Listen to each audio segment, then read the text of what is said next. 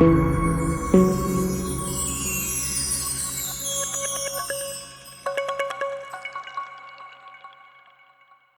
అండి, హలో నమస్తే అండి. ఈరోజు నేను కంది బ్యాళ్ళు పెసర బ్యాళ్ళతోటి అద్భుతంగా ఒక పప్పుచారు చేయబోతున్నాను. మీ ముందరకు వస్తున్నాను ఈ వీడియోలో. చూడండి, కావాల్సిన ఐటమ్ చూపిస్తాను రండి. ఇది కందిపప్పు పెసరపప్పు రెండు కలిపి బాయిల్ చేసి పెట్టుకుని మొత్తం కలిపి 1/2 kg అండి ఇది.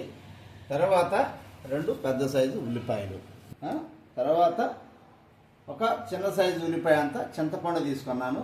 ఈ చింతపండుని వాటర్లో ఫస్ట్ నానేసుకుంటాను, ఎందుకంటే ఫస్ట్ ఇది నానుతూ ఉంటుంది. ఈలోపు మీకు ఇవన్నీ నేను ఐటమ్స్ అంతా రెడీ చేసుకొని మీకు అన్నీ చూపిస్తాను. ఫస్ట్ వాటర్లో నానేసుకున్నాను, చింతపండు నానుతూ ఉంటుంది.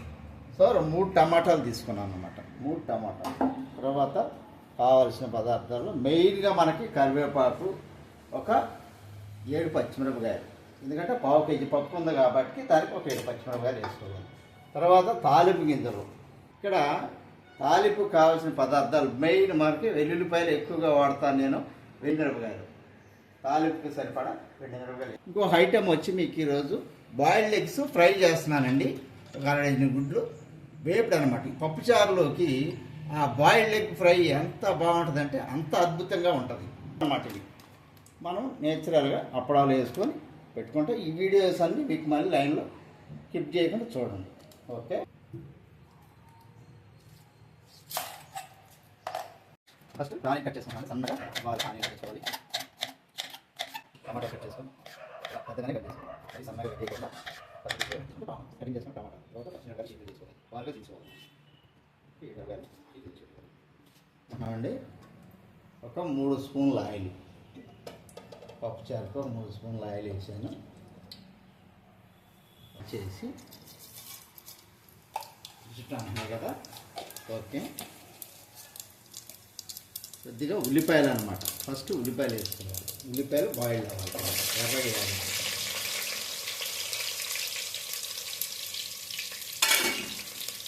కరివేపాకు 2 రెమ్మలు. కరివేపాకు ఎంత కావాలో నాకు వేసుకోవచ్చు, మీకు కావాల్సినంత కరివేపాకు వేసుకోండి.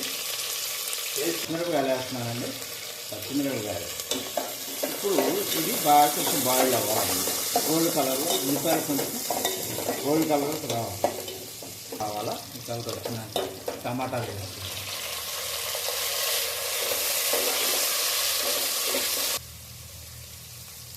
ఒక 2 నిమిషాలు అలా చేస్తూ టమాటాలు మగ్గినాయండి.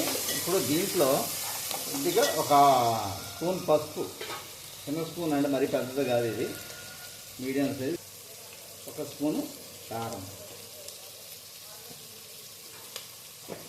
తర్వాత సరిపడా సాల్ట్, టేస్ట్కి సరిపడా సాల్ట్ అన్నమాట. 2 స్పూన్లు సాల్ట్ వేస్తున్నాను. నేనైతే 2 స్పూన్లు వేసాను, ఇది తగినంత సాల్ట్ వాడుకోవచ్చు. తర్వాత కొద్దిగా జీరా పౌడర్,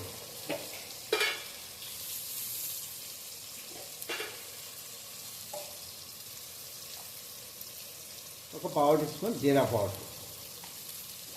ఇప్పుడు ఇది ప్రాసెస్. ఓకే, కొద్దిగా వాటర్ వేస్తున్నాను. టమాటా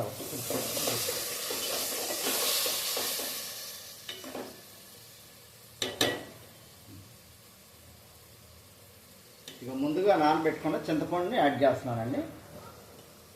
చింతపండు వేస్తామండి, బాగా కాగాలన్నమాట. కాగినాక మనం పప్పు ఫస్ట్ బాయిల్ చేసుకున్న పప్పుని మెత్తగా రుబ్బి ఇందులో పోసి ఒక 10 నిమిషాలు కాగనిచ్చేసి తాలింపు పెట్టుకున్నామంటే పప్పుచారు గుమగుమలాడతా మంచి టేస్ట్ వస్తుంది. మంచి టేస్ట్ అద్భుతంగా ఉంటుందండి పప్పు. ఓకే అండి, ఎల్లుల్లిపాయల తాలింపుకి చక్కగా రోట్లు చిన్నగా వేసి దాన్ని పక్కన పెట్టుకోవాలి. ఇలా పప్పు మెత్తగా చేసుకొని చక్కగా రుబ్బి పప్పు పోసుకుంటే బాగుంటుంది పప్పు. ఓకే, అలాగే ఇదండి గుడ్లు, ఎగ్స్ బాయిల్ చేసుకొని ఉడకబెట్టుకున్న గుడ్లు చక్కగా కొంచెం ఆయిల్, లైట్గా ఆయిల్ వేసుకొని ఆయిల్లోని గుడ్లు ఫ్రై చేసుకుంటాం అన్నమాట. ఎగ్స్ ఫ్రై అన్నమాట.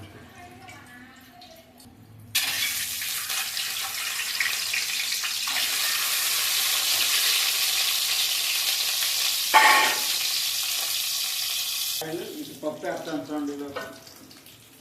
పప్పు రెడీ అయ్యి ఓకేనా. పప్పు రెడీ అయిపోయింది. పప్పు వేసేస్తాను.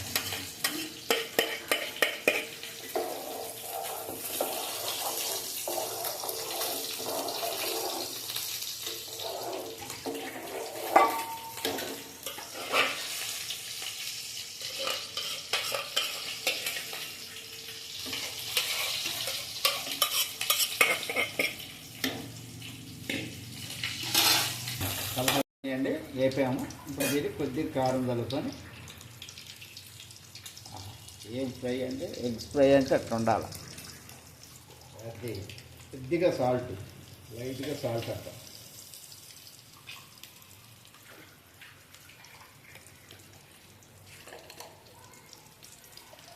అలాగే కొద్దిగా మసాలా పౌడర్ అన్నమాట. ఇది కొద్దిగా మసాలా పొడి.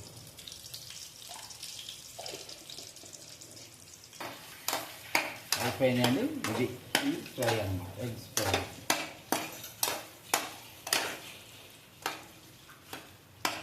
ఇంకా తాలింపు వేస్తున్నానండి. పప్పుచారు రెడీ అయిపోయింది.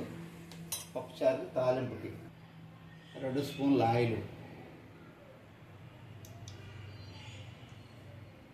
ఓకే,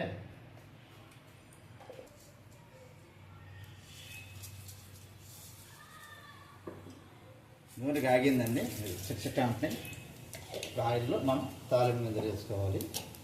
తర్వాత ఎండుమిరపకాయలు,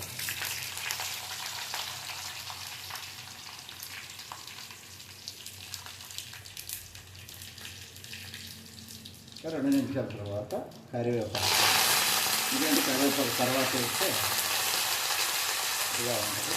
తర్వాత ఉల్లిపాయలు. Okay,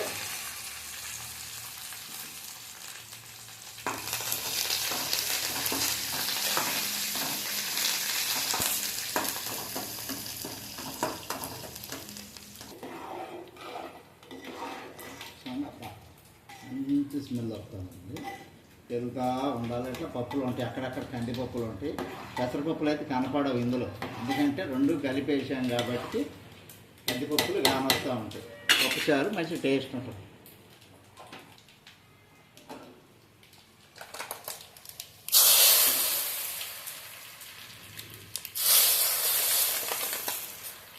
okay, కాగిందండి. అప్పడాలు వేసుకొని కాయలు కాగండి.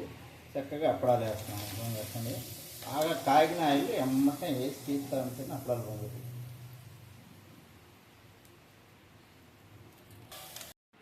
ఓకేనండి, రెడీ అయిందంతా. అప్పడాలు కందిపేడ పప్పుచారు రెడీ అయింది. Like and share, subscribe. Thank you. మరిన్ని వీడియోలతో మీ ముందుకు వస్తాం. ఓకే.